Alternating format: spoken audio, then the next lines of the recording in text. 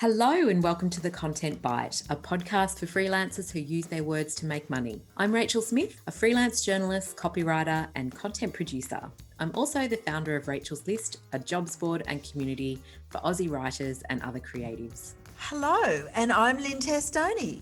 I'm a journalist and a content writer as well, and Rachel and I are your weekly co-hosts, and every week we're bringing you all kinds of tips, ideas, and some fabulous guests to help you make the most of your freelance business. Hello Lynn, hi everybody, welcome back. Hi Rachel, it's great to be back, and I'm so excited about our guest today. Me too. We are chatting to Jessica Mudditt, a journalist and author of the newly released Our Home in Myanmar, which is getting a lot of attention right now, especially given the spiraling humanitarian crisis there. But I just want to talk a little bit about Jess before we bring her on.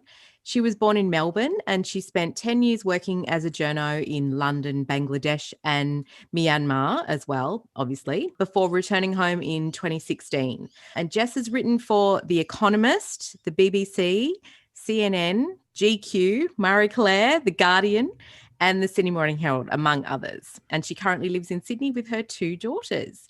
We're so interested in how she navigated that move back home after such a different way of life and working to create a reputation and a freelance business on her home turf, and also how her life has unfolded since. So we're going to talk about all of that with Jess. And Jess, welcome to the podcast. Thank you for having me. I'm very happy to be here.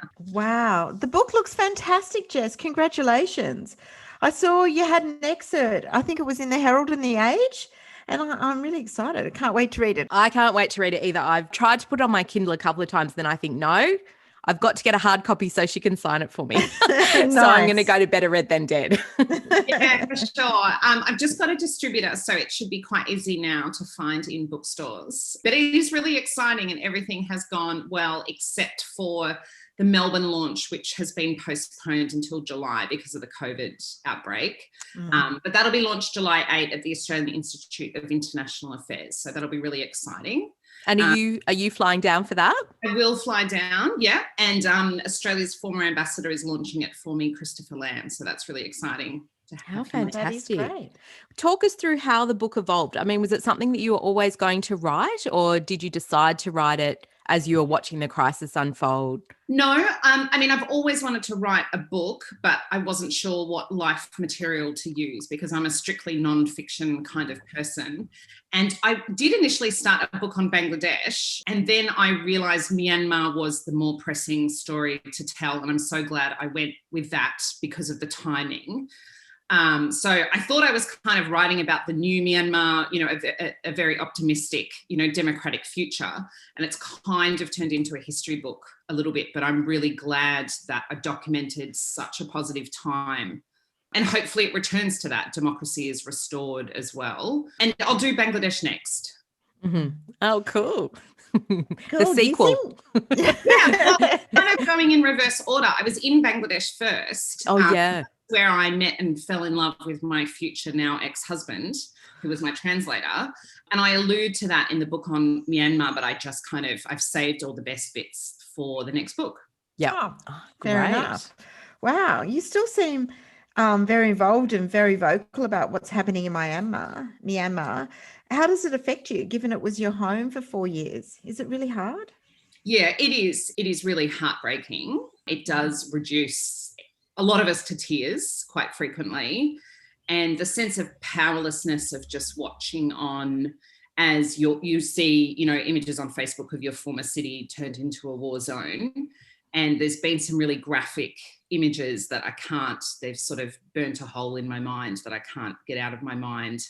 And now it's actually really distressing because it's gone silent because there's so many internet blackouts and it is so dangerous. The military will stop you. There's checkpoints and they'll check your phone. And if they find anything remotely related to the protests, some bad things will happen to you. So there's been a real crushing of people's voices now. So it is, in every way, it is profoundly upsetting.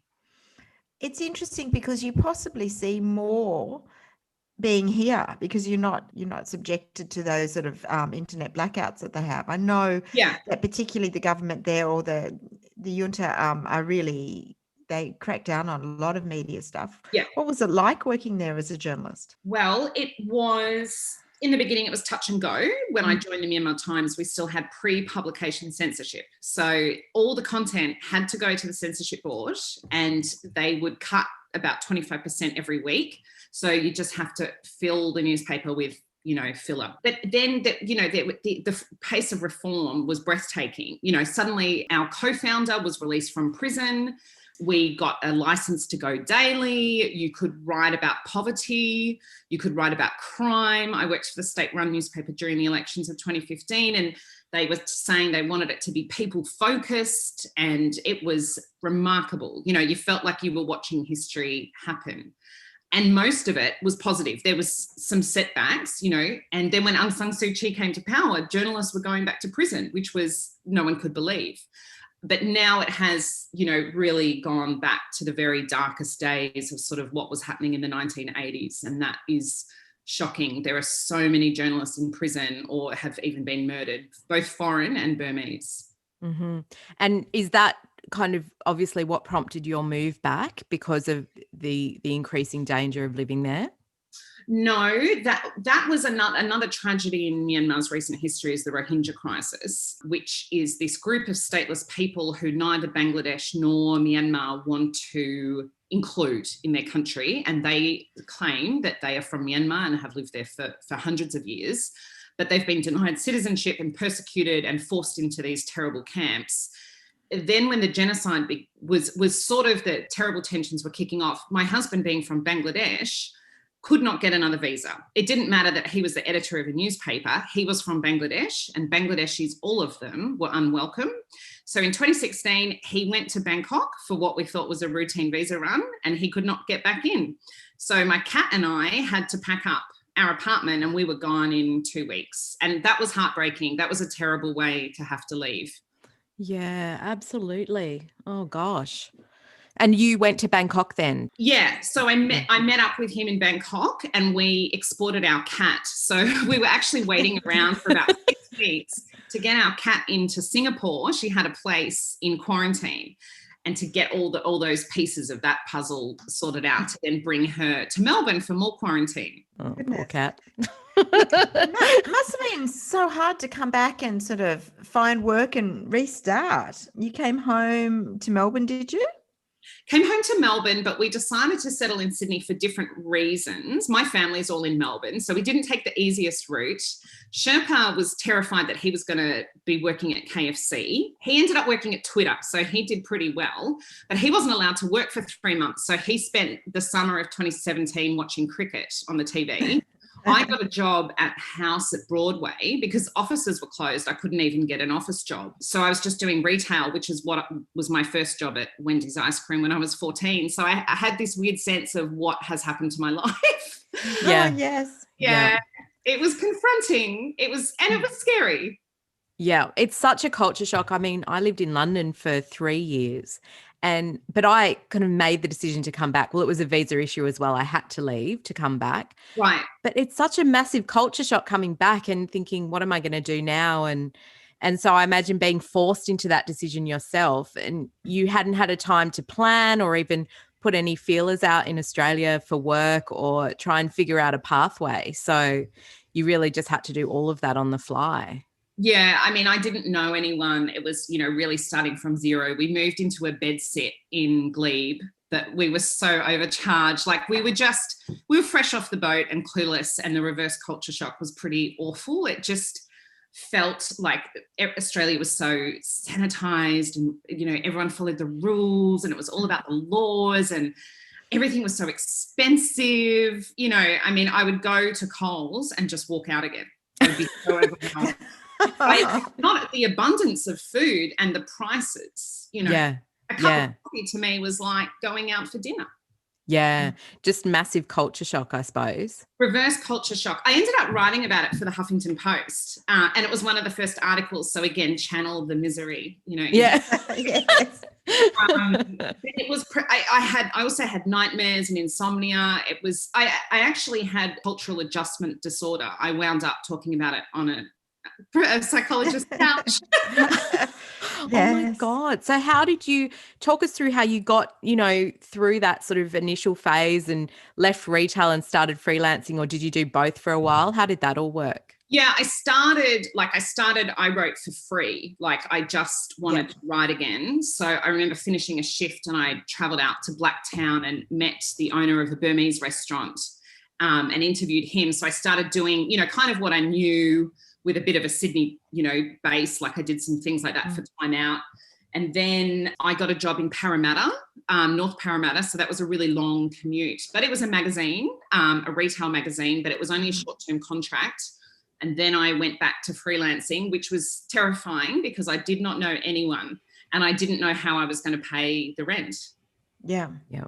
Is this when your husband wasn't working then?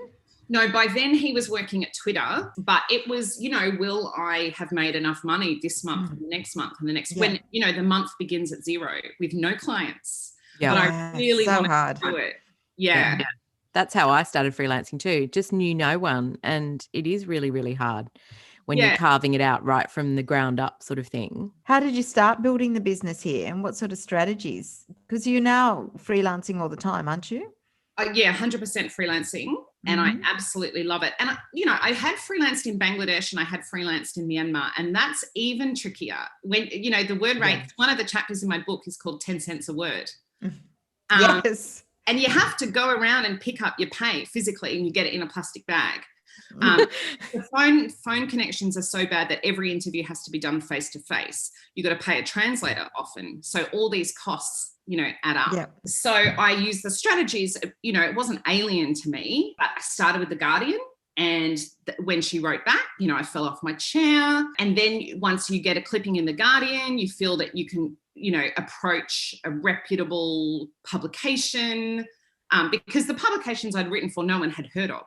Yeah, that's tricky, isn't it? It was tricky. And I joined Rachel's List, which changed my life because CNN, an editor posted, she was looking for stories and she was based in Asia. And I thought, maybe I can do this. And she wrote back to me saying, your idea wasn't very good, but we've got a lot in common. Would you like to do this story? And I was like, fell off my chair again. And from the CNN, the editor of The Economist had worked at CNN and she wrote to me and said, hey, do you want to work with me? So I definitely remember that job being posted. It was ages ago, but I think that's when you first came on my radar because I think you'd been a member of Rachel's List for a little while, but you might have emailed me and said, hey, I got a gig at CNN and I was so pleased for you. Yeah. So that's oh, great. Okay. And I think we met at Vivid too, didn't we, Jess? Yeah, which Beck Lambert had organised. Yeah, and freelancing, then another event, and then you start to know some people, and that's when you start to feel happier. Yes, you go to a room and it's not all strangers, and you see one familiar face. Yeah, we've definitely done lots about the importance of, finding your tribe and having a community around you, and very much opposed to that whole they're my rivals. It's not the case. There's enough for everybody, and the more people that you know, actually, the more work seems to come to you. So I really believe that. Talk me through what your business looks like these days and how you find clients and how you find work and how much do you still pitch? I mean, do you still pitch a lot? I do because publications that I write for regularly, like BBC and Westpac Wire, will only take pitch stories. They don't come to me with stories, which I love because what's more satisfying than thinking, oh, that's so interesting, and then carrying that idea to fruition, to the end, which is the story's published and other people go, oh, that's really interesting.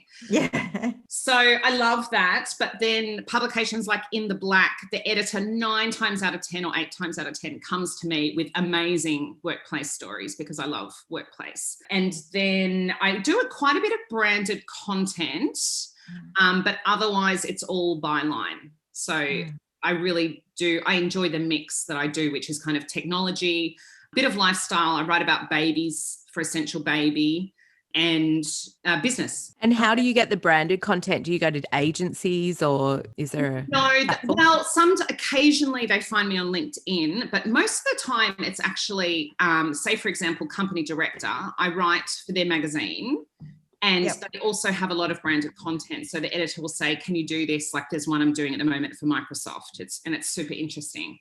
So it's great to be involved in both. And I don't do branded content any different from journalism. I try to make it as interesting as possible and quote the source as accurately as possible. So I don't have any kind of conflict. I think that's a great way to approach it, really. Yeah, me too. Yeah, and that's why a lot of people in that branded content space often target journalists, because they often get that sort of more They're the best authentic. storytellers. Yeah, But exactly. they don't want advertorial in the classic sense of it. They want readers to be interested to read it.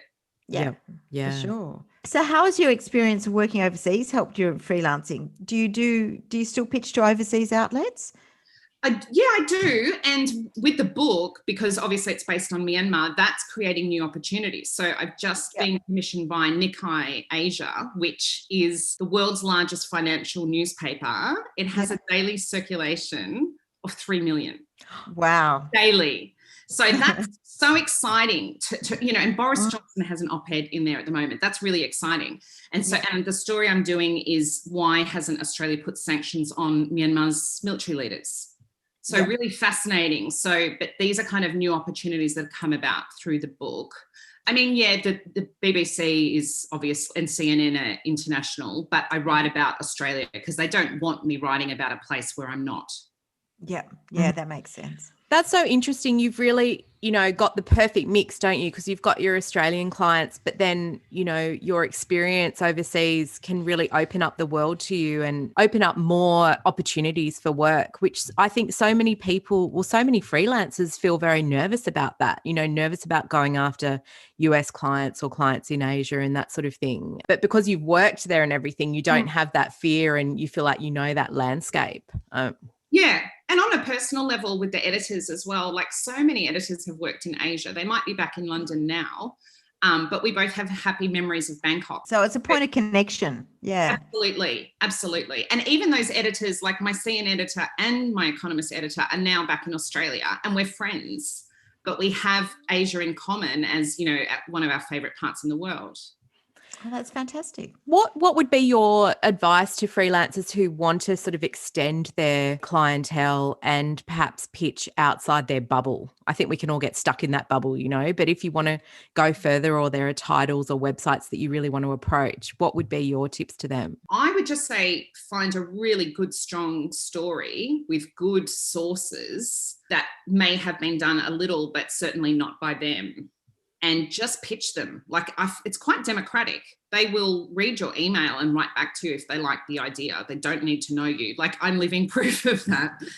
So just go for it and just write a really good tight pitch and write it the way that you would actually publish the article, make it that good. Mm-hmm. And find the sources in that country. So do a bit of legwork with the Harrow sites and those sort of things.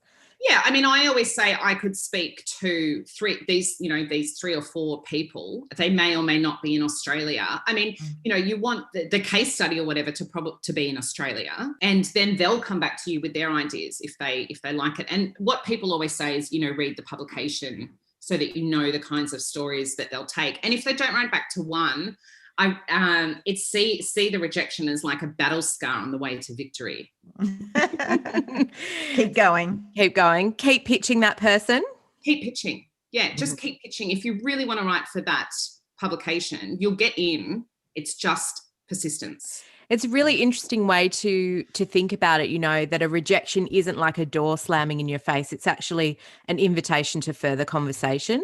Yeah, it's an opportunity to show how professional you are, by not being glum about it. I just send back a cheerful, okay, I'll look for other story ideas that might work better for you. Mm-hmm. They start to see you're the kind of person that they might want to work with, who will not, have a hissy fit if the story is rejected, because your story may also be changed or cut or spiked, and they need to know that they can work with you in as much as that you can send them a good story. Mm-hmm. I love that. I think that's really an important mindset when pitching, which can be a soul-destroying game. Yeah, it can be. I'm not saying it still hurts like the first time. But I guess, I don't know, I love pitching. If I'm having a bit of a boring day, if I want some excitement, I'll send off a pitch, because then it's like, will she call? Won't she call? It's exciting. Yeah. Yes. Well, look, I know that you've had some other upheaval lately because you've talked publicly about becoming a single mum in the past year. How are you doing with all of that? I'm doing well. 2021 is better than 2020 by a mile. I was on maternity leave when Sherpa and I separated after 10 years, and our second child was only 9 weeks old, and our first was not 2. So, yeah, 2 under 2. Trying to finish a book on maternity leave. You know, it was terrible, but things have gotten better, definitely. Like since that time, I've seen a psychologist. I've just stopped now because I'm doing okay, but that really helped me process things. And I think it was lucky that I wasn't trying to work while everything else was going on because I had to move house as well. Yeah. So I had time to kind of, I was writing the book every day, but that was actually a wonderful distraction when everything else was such an upheaval. It's not easy, but it's better than when you should be separated but haven't. That's what I could say is that there's light on the other side. It's an awfully steep hill, to get to that place. But I'm doing really well now. I'm really happy. Sherpa and I think we do a really good job of looking after our kids amicably. Yep. We can be in the same room together. We can be in the same car together. And that's so important for our kids. You must add a whole other level of juggling with work and family life, though.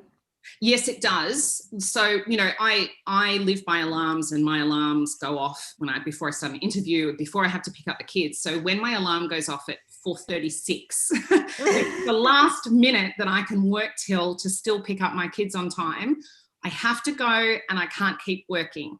There's been maybe 3 occasions that have been so extreme that I'm working and they're home, but they are too small for that to be workable. So, my God, like in terms of how it's affected my productivity, every minute has to count of my work day. It did before, but this is like the real deal. Yeah. What are some of the biggest lessons that you've learned, or, the services you use or things that you do to sort of, keep it all together? My Google Calendar. So I have color coded my calendar into, yellow for interviews. I block. So if I have a story, I'll say, okay, it'll take 1 day or 2 days, depending on the length. And then that's in the calendar so that I don't overschedule myself and just completely tear my hair out. So I know what I'm doing every day.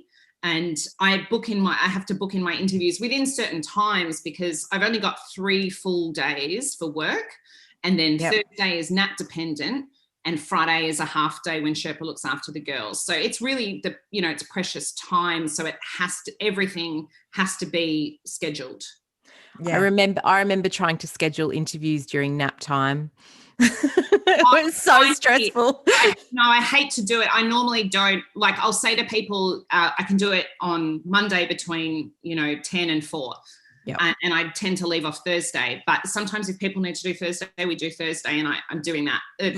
Me too. I remember those days so well. And yours are so little. Do they both still nap? Yep. And they're the most beautiful sleepers. Oh, my gosh. Yeah, I'm so lucky in that regard. What a blessing. Wow. It's an incredible blessing. They'll do 3.5-hour naps. Wow. God, you're lucky. Yeah. They're growing girls. They need their sleep. Yeah. So do you think it's helped you become good at estimating what you can achieve in certain amounts of time, or has that been a challenge? You've had to get quite good at that? Yeah, it's good in terms of having some fat in my day, because if it's too lean and one thing, there's one unscheduled interview that needs to happen, everything else will fall out, of the time. So I know that I need to have leeway. I'm not good at that. Yeah. Still trying to squeeze everything in. Yeah, I do. But I know the consequences of really, messing it up. So I have to be a bit careful. Mm-hmm, mm-hmm. And given the girls' heritage, do you think that you'll always have a foot in each camp? Are you going to be, when restrictions ease, do you think you'll be heading back to Bangladesh regularly with them? That's an interesting question, because would I be heading back with their dad and the girls? I guess we would. I consider Sherpa's family my family. They're wonderful people. Bangladesh is a tricky country for little kids. there's quite a few hazards, road hazards, water hazards. I'd want the girls to be a bit older, but I certainly want them to see Bangladesh. So we'll have to work that one out. Fantastic. Well, thank you so much, Jess, for talking to us. And thanks for, all the tips that you've shared. I think that's going to be really interesting for our listeners, as it has been for us. But I'd really love you to just tell us where we can find out more about you and where people can buy your book as well. If you go to jessicamudditt.com, that is my website, and it has links to where you can buy the book. But you can just put Our Home in Myanmar in Google and choose an option. So bookstores and online, and that's Australia, hopefully New Zealand soon as well in bookstores, and around the world you can order it online. Oh, fantastic. We'll put all those links in the show notes as well anyway, just to make it easy. I also have a Facebook page, Jessica Mudditt, journalist and author, if people prefer Facebook updates. Yep. Yes. Oh, good one. Fantastic. Thanks, Jess. It's so lovely to speak to you, and thank you so much for coming on the show. My pleasure. And also, thanks to everyone out there listening as well. Don't forget to let us know what you think about it, and by leaving a rating and review on the platform that you find your podcast. Thank you, everybody. See you next week. Bye. Bye.